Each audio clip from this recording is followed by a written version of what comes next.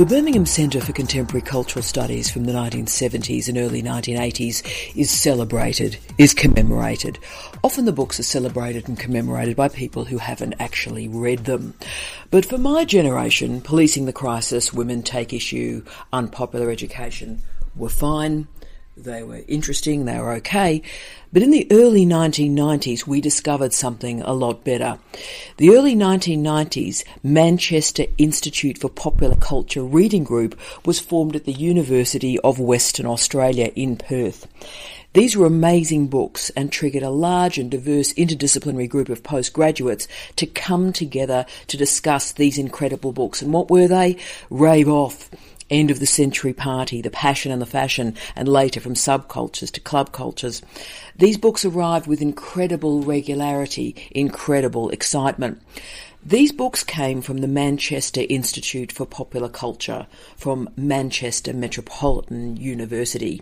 This was Manchester, when it was Madchester. It was capital of the world, of Acid House, of a guy called Gerald, of New Order, of Factory Records.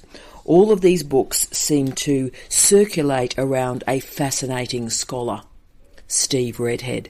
My group at the University of Western Australia continued to meet, and then when I moved to Murdoch University to complete my PhD, the group moved with me. When I got my first full-time academic job in Wellington at the Victoria University, the university bookshop bought and brought all of those books to students. So this meant a generation of urban coffee-drinking Kiwis suddenly caught the MIPC virus. The MIPC's books were with me and remain with me, and they really represent the best, the most fashionable, the most trendy, the most exciting, the most dynamic of what cultural studies and humanities scholarship can be. Doctoral students were supervised in this area, again referring to these incredible books. And in the early 2000s, I somehow plucked up the courage to email Professor Steve Redhead to examine one of these doctoral theses.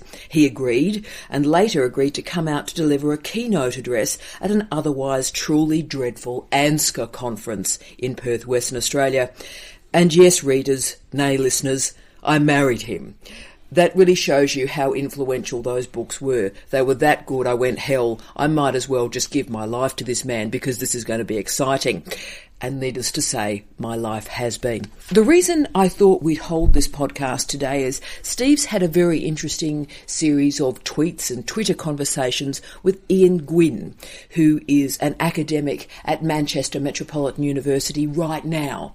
And he was interested in actually thinking about this history of the MIPC, and I realised it probably has been underwritten, and that in itself is important considering its influence on so many scholars of my generation and my age.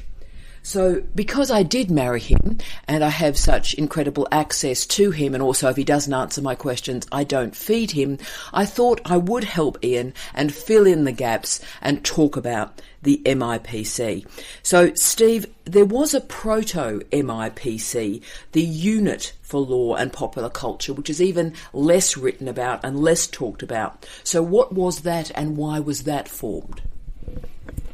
Yes, I think the history is actually now very interesting because it's a long time ago in years, but actually in terms of the cyclical nature of popular culture and popular cultural theory, it has all come back again. And you're quite right, Ian Gwynn lecturer at Manchester Metropolitan University, has been doing some work on youth culture, and he actually emailed me to ask about the history of the Manchester Institute for Popular Culture, particularly in the phase where it looked at youth and popular culture. And he wanted to know what was left of it in terms of its archive, but also of its history. So it set us thinking about actually putting it in a context, in a historical and academic context, particularly in terms of actually all things come around again like this. And actually, you're right, the Unit for Law and Popular Culture was the research arm of what I was doing in law, what I called at the time law and popular culture at Manchester Metropolitan University, and particularly that was in the wake of Acid House, which took over Manchester and eventually Rave.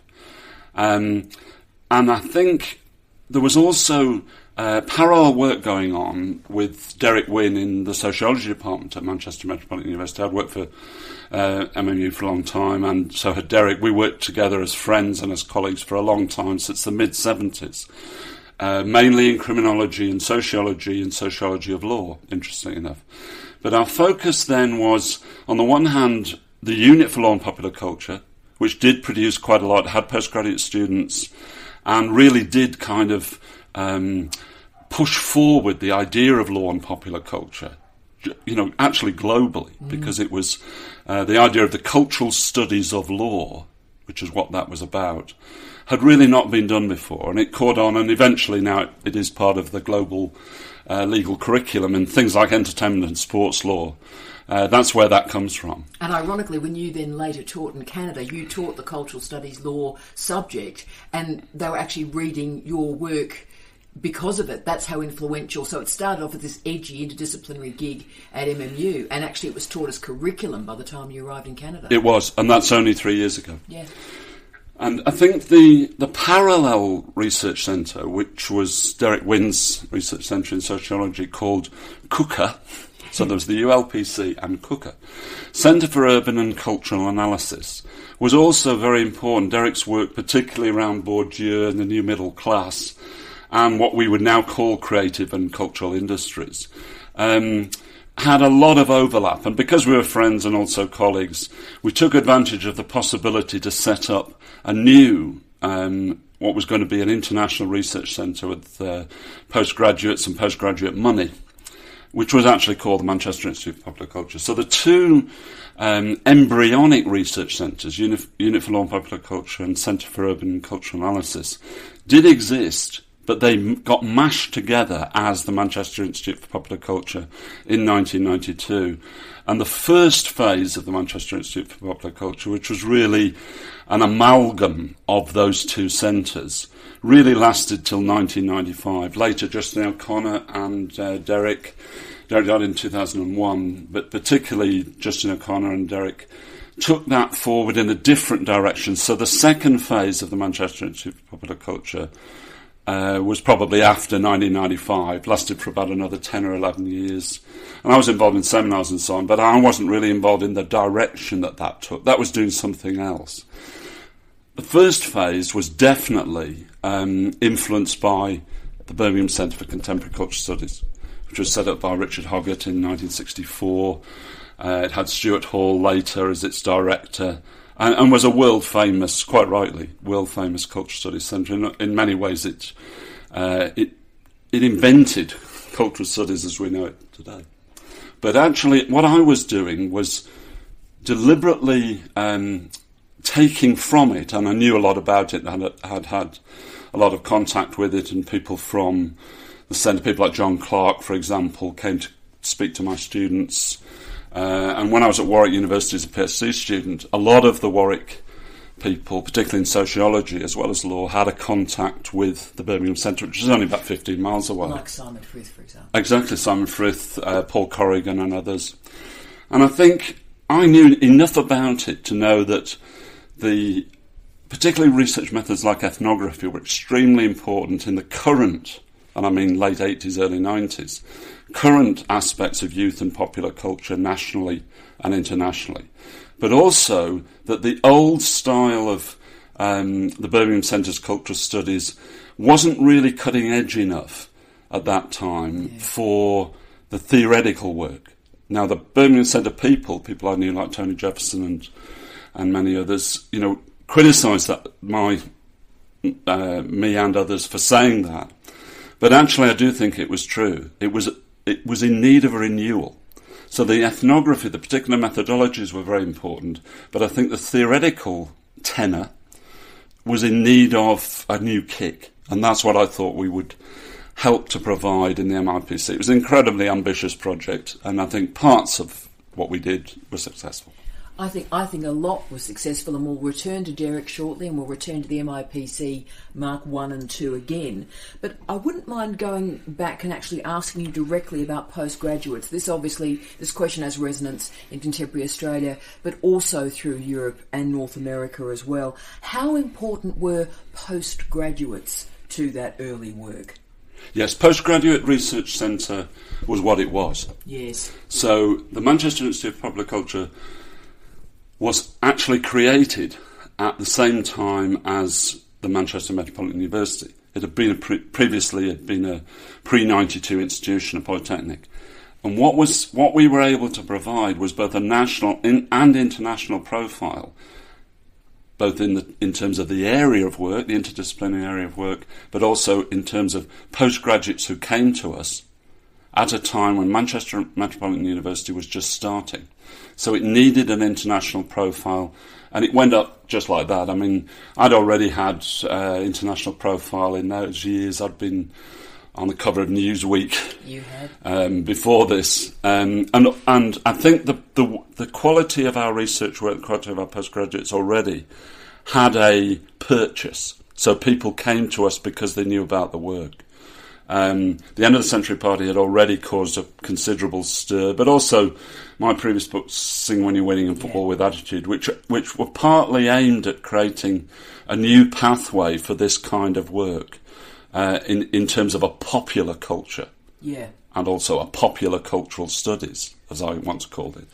I think that had already happened, so we were building in 1992-95 on the pathway that we'd already created. Postgraduates came to us in floods.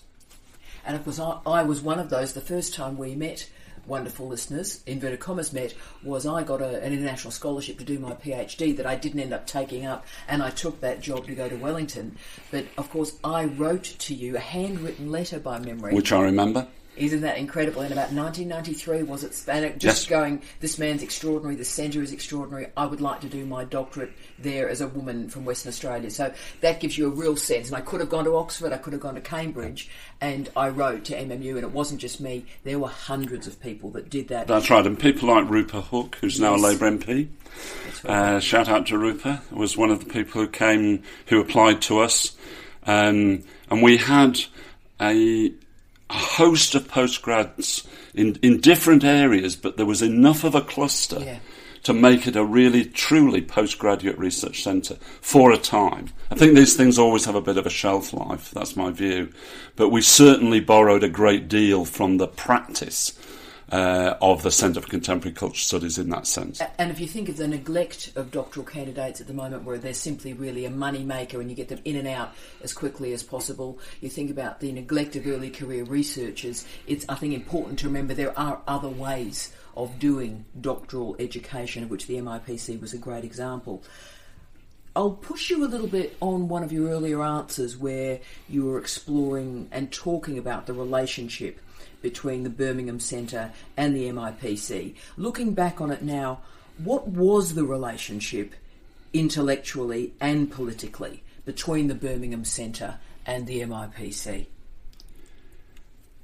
I think it was tenuous, really, because I think by the time that the Manchester Institute for Popular Culture had really got off the ground, between 1992 and 95, the centre at Birmingham was also under siege.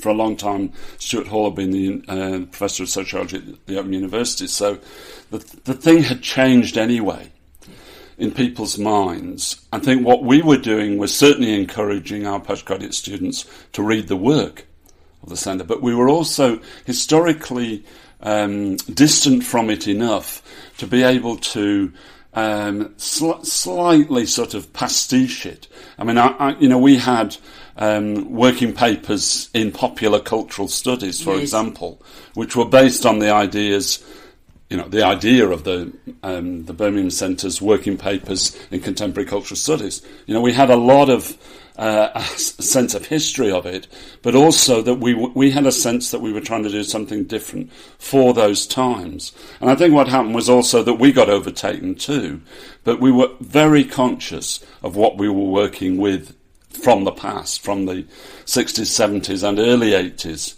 Birmingham Centre. Yeah, and there was a real sense too that you were resonating off your context. You were not in leafy Edgbaston, you were industrial Manchester that had suffered after Thatcherism too, and so that work you see very strongly in those books. where did you get the commitment to, and where do you think it led you, this commitment to interdisciplinarity through the MIPC?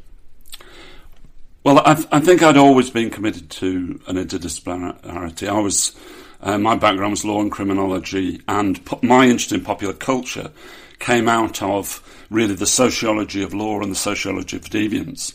And the popular culture as an object, from theoretical work in sociology of law and sociology of deviance, was really what I was following. So I kind of, I wasn't coming from a popular cultural theory viewpoint. My theoretical background was in sociology of law, sociology of deviance. But I think it worked at that time, and it transformed the study of the object of popular culture. But I also played with the idea of interdisciplinarity. I mean, my jokey invention of popular cultural studies as a discipline, which actually got a great deal of traction. The Blackwell's books that you mentioned before, talk about introduction to popular cultural studies and readings in popular cultural studies. But in the first place, it was partly jokey, because the idea of cultural studies at the time was that it was very abstract. It was becoming less politically cutting edge. This is by the late 80s, early 90s, particularly in a country like Britain. And also, it became institutionalised in a way that it wasn't supposed to be. So the idea was certainly to celebrate cultural studies and try and renew it, but also to celebrate the study of the popular. Yeah. So it was both to make cultural studies popular, but also to embrace the study of popular culture, which a lot of the time, academic research centres in universities just didn't have a clue about. We happened to be on the ground, and we had postgraduates who were doing ethnographies of house music or whatever it was in Manchester. And we did get inside of that movement. There's no doubt. I think we really did. And we actually embraced a lot of journalistic work too. So I think we got pretty close to the way in which that history unfolded.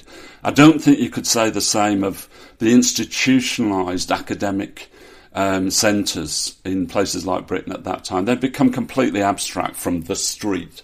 Academics on the street are always it's a fraught relationship. But I think we were able to do it quickly, and we got out quickly. I think that's quite important, that when the MIPC2 started, it wasn't doing that work. No. But I think the other great innovation you had that was so revelatory in Australia, and still is, can I say, is that you were mashing together popular music and sport as well. Yes. And particularly in the Australian context, where we're talking cultural industries, and I'm using that phrase intentionally, and cultural policy, particularly in Australia, the arts was very, very separate from sport. Yes. And so that was a great revelation of what you were delivering for us in Australia. Yes, and I didn't realise that at the time. It was only later, when I emigrated to Australia 15 years ago, that I really understood the impact of that. Yeah. You've already talked about the institution and institutionalisation, and I'm incredibly interested in the context in which innovative research emerges. So looking back on it now, what was the relationship between the MIPC and the wider Manchester Metropolitan University? I think at first, because of, as I've said, Manchester Metropolitan University was just starting, and it needed a national and eventually international profile, which we actually provided. Yeah. I think there was a great deal of financial and actually emotional support for us. But that did taper off, there's no doubt about it. Partly because we were dealing with a lot of what universities saw as really problematic ethical situations. We were looking at our PhD students doing work on illegal drugs like ecstasy, for example. And ethics committees were pretty difficult places in those times. But I also think you had to rely on the quality of your work. I think that was very important. So the published work and the way in which you communicated that. So good postgraduate work, but also using a lot of the postgraduates were research assistants. They were working on projects which were very often funded. We had a real coordination of postgraduate students, people who were research assistants, people who were academics. And we also embraced the culture of the institution. So, I was supervising a lot of PhD students outside of the MIPC. So people in, art and design, for example, in Manchester, were looking at the whole Manchester scene, just for example, and who did some great work and went on to do great work in cultural industries. I was the supervisor for them as PhD students, so we were a resource for Manchester Metropolitan University. I just think that eventually, as if you like, Manchester turned into Gunchester, for example, and there was a reality to that, then, the criminological work that we were doing wasn't as interesting to the institution as a whole. It was okay when you were celebrating a consumer culture, but as you were going into the nitty-gritty of the darkness of the nighttime economy and so on, then that was more difficult to link up to the rest of the university. I think the quality of the works there, you can go back to it, and you can go back to some really good books, as you say, in that popular cultural studies series, which Ashgate, which there are about 16 books in that series. There was also the Blackwell series of books, which I wrote and edited. I think that's very important to go back to that work. For the time, I think they stood up in terms of quality. We live in very difficult times for institutions, universities in particular, Steve, and needless to say, the hierarchy of a lot of universities these days, the deans, the deputy vice-chancellors, the vice-chancellors, are not themselves research active, and that has a whole series of challenges that we as scholars have to manage on a day-to-day basis. But you had, for particularly a period of the MIPC, a fantastic dean. So how important is it when you're really doing something crunchy and exciting to have that great, innovative, truly clever dean? We were very, very lucky. Derek and myself were very fortunate indeed to have, in the early days, a dean who was actually David Melling, who was the dean of the faculty. He was a humanities scholar, and he would certainly look askance at popular culture. Although at one time, actually, Howard Devoto of Buzzcocks and Magazine actually lived in the house that David Melling had. So there was an interesting popular culture connection. But David was incredibly supportive. He had a research background himself, but he saw us as centre directors, as people who could do good things for the institution, and he let us have our head. That was an extremely important philosophy. Yes. And we couldn't have done what we did without him. There's no doubt about it. And he would have been seen today as a maverick. And that's quite interesting when people talk about, certainly in Australia, the connections between deans and heads of schools and research direction. Now, he really did let us have our head. He trusted us. We spoke with him. We met with him a lot of the time. So we always kept in touch. But actually, he let us have our head, and that's a lesson. It is a lesson for many, many ways, I think, in many different ways. One of the great ways it's a lesson is that's why you have a scholar as a dean. That is why you actually have a brilliant, interesting person who's interested in ideas. Yes, he was. And he knew that the money would follow, which of course it did. So, Steve, there's a gentleman that we've mentioned a few times already in this podcast, and he's no longer with us, very sadly. In fact, it's been over a decade since his death. So would you like to talk a little bit about the role of the late Derek Wynne in this project in the MIPC? Yes, I think Derek was extremely important, personal and professional part of this. As I said already, the Centre for Urban and Cultural Analysis, which he ran in sociology, which is called Cooker, was a prototype, really, of the MIPC, just like Unit for Law and Popular Culture was that I ran. And we worked together for a long time, but we were also very good friends. And he, I think, brought all sorts of qualities to these research centres that I couldn't bring. Often involving cigarettes and bumming fags too. Yes, certainly his cigarettes and sociability went together. But he was also someone who had an acute understanding of where sociology was going, for example. His PhD and the book based on his PhD, which was on the new middle class and Pierre Bourdieu, some really interesting research that he did in the Manchester area for that. There was all sorts of work that he was doing that was really at a cutting edge, but he was a very modest man and he wouldn't have claimed that. But he worked together with all sorts of people, brought them into our area of the Manchester Institute of Popular Culture. That's people, in Europe, in North America, and in Britain. And I think that was very, very important. But also we used to argue about the theoretical stuff. So I wasn't a Bourdieu fan, and he wasn't necessarily a Baudrillard fan. But for example, we forged something interdisciplinary in the development of our work, but we'd known each other for a long time. By the time this thing came together in 1992, we'd worked together for nearly 20 years. So I think that was important, that there was a particular relationship between our personalities and our professionalism.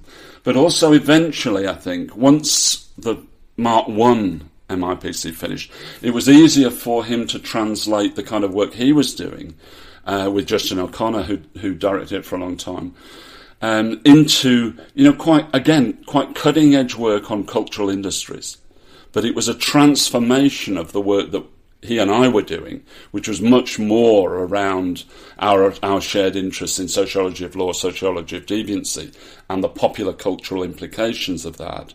He moved almost seamlessly with Justin into a Mark II MIPC, which really was looking at the sociology and history of cultural industries and cultural policy. That was a different thing altogether. Yes, and in fact that's my next question, but I'll always be grateful to Derek because in some ways his engagement with Bourdieu, who I also think is pretty damn crappy, and I certainly don't deal with Bourdieu at all, but it also, I think, right to this day, forced you to interrogate your engagement with Althusser, yeah, I think. It did. And you've continued this great work with Althusser, in some ways still shadow boxing the gentleman who used to bum fags off a series of people. So he's still with you in some ways, having that type Very of much so. We used to argue in the pub about my argument that Bourdieu was Althusser light, effectively. Yeah. And it did. It forced me to go back, in fact, to the work that I'd done earlier in the 70s on Althusser and that whole Althusserian tradition, which I've now developed as new work in theoretical times. So. Yeah, so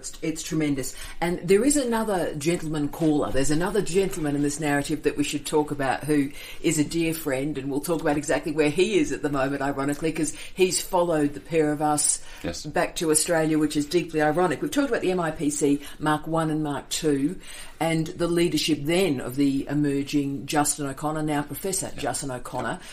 And in many ways, it's a movement from popular cultural studies to almost a proto-creative industry, certainly a cultural industries that facilitated a way into new theorisations of a mode of capitalism, if you will. Do you want to talk a little bit about that MIPC 1 and 2? It's about a people change, but also a political change, I think. Yeah, very much so. And it's interesting.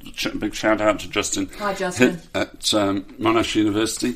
And interesting, over the last couple of years, I collaborated in a project which he and Kate Oakley edited, which was on basically the Routledge Companion to Cultural Industries, and I wrote a chapter for that at their request. But the fact is that if you look at that work, and that's really interesting collective work from all sorts of people who Kate and Justin have collected together from all over the world, their work on culture, Justin's work on cultural industries, shines through that, partly in his editing, but also partly in the trajectory of the work that is being done there.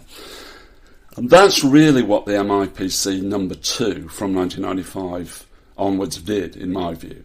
The first part of the MIPC's history was really this mashing together of two research centres, which both had a harking back to the Centre for Contemporary Cultural Studies. Yeah. After the MIPC 1, which finished in late 1995, that actually disappeared. Yeah. And so you're doing something else altogether. And that's partly because of the personalities. The postgraduate students moved on. Actually, the institution moved on. The Manchester history that we were deriving so much from was moving on too. So, there's there's, I think, lots to say about it. It'd be interesting to go back over that history. I don't think there's been a great deal of reflexivity over MIPC Mark II. You see it in some of the work, but actually there's not been a great deal of reflexivity. And also the first MIPC, which I ran with Derek Wynne and that Justin was a very important part of, actually had other kinds of research methodology, like archival research methodologies, where popular cultural things like fanzines were collected. And we used to get people from all over the world coming to look at our archives. That was emphasising different sorts of methodologies to what Mark II did. They were really quite interesting, cutting-edge methodologies, which weren't being done at the time. Oral history, ethnography, archival work, which I derived from my own background, but also from this heritage from the Centre for Contemporary Cultural Studies at the University of Birmingham. Absolutely, and sort of almost the Richard Johnson component Absolutely. of it, as much as the Stuart Hall. I should do a big shout out for Justin as well, because if you think about so much of the crap and nonsense and really low grade stuff that's emerged in the creative industries, particularly since the year 2000, and a lot of the really pretty dreadful stuff, I would argue, has come from Australia. The idea that this country has the privilege of having Justin O'Connor here to try and actually sort out the mess that is creative industries and try to reconnect back to cultural policy and cultural industries is really important. Very, very important. And I do recommend that research, which is collected together in the Routledge Companion of Cultural Industries, which is now out. Really worth looking at. Yes, fantastic. And there was that great moment too where Justin came and visited us at Bathurst in regional Australia and delivered a fantastic talk. And it absolutely was, superb. And it was, and of course that's a podcast for listeners that haven't perhaps heard that yet. But it was quite an emotional, quite a moving moment to have the peer review back together, not in Manchester, but in Bathurst. And of course, Derek wasn't with you. It was quite emotional. Really. Yes, it was, and it was great. In terms of bringing together strands of academic history and personal history. I think it was great. It was very moving. So when we're looking back now, what do you believe made the MIPC so special? So if there are people out there that are thinking they would love to have a research centre, they'd love to have that energy and excitement, what made it work? What made it so special? It's hard to say, really. I think sometimes you have to be in the right place at the right time, and we probably were. You were. But we'd had, as I say, a trajectory of, in the case of Derek and myself, at an institution which was, certainly one of the best post-1992 institutions, and in a great city, in a great post-industrial city. We had all of those things. Factory we had records, advantage. Exactly. Tony Wilson was on our advisory board. And he would say to me, walking down the street, "Oh yeah, you want render gob? Yeah, I'll do it." But I mean, that was because his factory office was just down the road, and we had postgraduates, people like Gonny, Red Bell, for example, had direct connections to that industry. So in some ways we were given so many handballs. Really, if we hadn't been able to do it, we'd have been fools. Although I think you're underplaying your ability and your expertise there. Also, it's not only the notion of being in the right place at the right time, it's knowing that you are and capitalising on it. Yeah. That's harder. Yeah, I was aware of it at the time. And that, I think, is the trick. And that, for me, is the question as you and I are sitting here in Australia. And, we're not sure, we probably won't go back to Europe or to North America again to work. You never know what the future holds, but we're certainly very happy in the Australian and New Zealand region. Yeah. But when we're thinking about our future, personally and professionally, and that of our postgraduates and the postgraduates we're yet to meet, could a centre like this happen again? Yes, I think it could. Yeah. Partly because of what I was saying before, which was that these things come round again, so that it was interesting that Ian Gwynne actually asked me via email, what the hell happened to the Manchester Institute for Popular Culture? What did you do? How did you organise things? How administratively did you do things? And maybe it's long enough away in terms of personal and actual history to have that sort of focus on what I would call, still today, popular cultural studies in an academic context. I don't think there is one. No, and I think I'm worried about contemporary Australia in terms of developing a high-quality, innovative, edgy humanities centre, because the fixation on STEM is so cancer-real and so corrosive and so destructive. And I'm a big supporter of the sciences, of mathematics, of engineering, of all sorts of methodologies of knowledge. I'm very excited and very supportive. But the notion that we're simply crushing the humanities because there's not the easy hit of getting easy money, like from the sciences and engineering, really concerns me. And it could intellectually be the death of this country unless we sort that out. Yeah, it's a real problem. And even though when the Manchester Institute for Popular Culture emerged, Manchester Polytechnic and Manchester Metropolitan University, as it became, were heavily science-based. Yes. There was always a space for humanities. There was always a space for cultural work, for example, in an institution like that. My story about David Melling is a really good example. But actually, that was what allowed the context. It wasn't crushed. What we were doing wasn't crushed. Even though it may not have been favoured, it wasn't crushed. And that's all the humanities needs to grow and bloom is space. Yeah. And I think the oxygen and the space and the light are being blocked from us at the moment. Last couple of questions, if I can, Steve. The Birmingham Centre has been lauded and celebrated, while the MIPC has rarely been given its due. For example, the wonderful Graham Turner, big love to Graham, wonderful human being.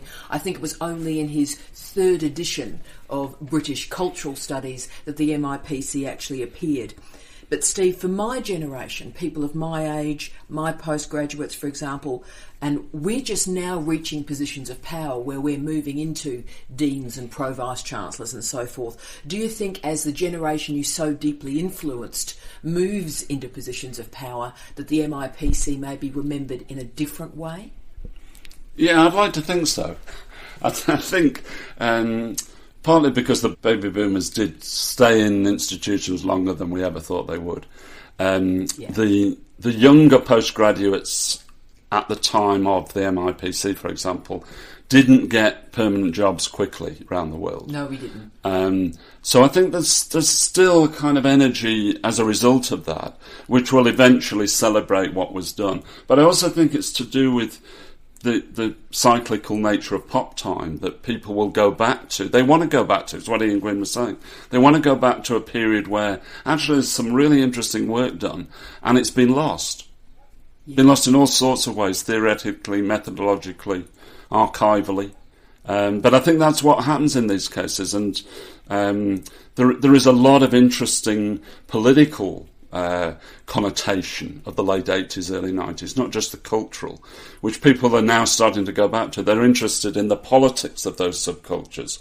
There's a network of subcultures in the UK, which a number of people are organising a big annual conference in 2016. The fact that that's looking at that work, which looks at rave and ecstasy and acid house, for example, of the time, it will inevitably go back to the work that we did and celebrate it. The nature of pop time as being cyclical that you've just discussed there is really evocative for us this week, podcast listeners, because at the end of this week, Wednesday, Thursday and Friday, Steve and I have been given a fantastic invitation to go to Sydney University. I'm doing a lecture, but Steve and I are talking with postgraduates, talking with staff about interdisciplinarity and the future of the humanities. And one of the reasons that invitation emerged was because a certain Professor Gerard Goggin was at Steve's keynote address in 2001, and he was certainly very excited and very enthused to welcome Steve to Sydney University. I think he was at Southern Cross that time, and now he is a good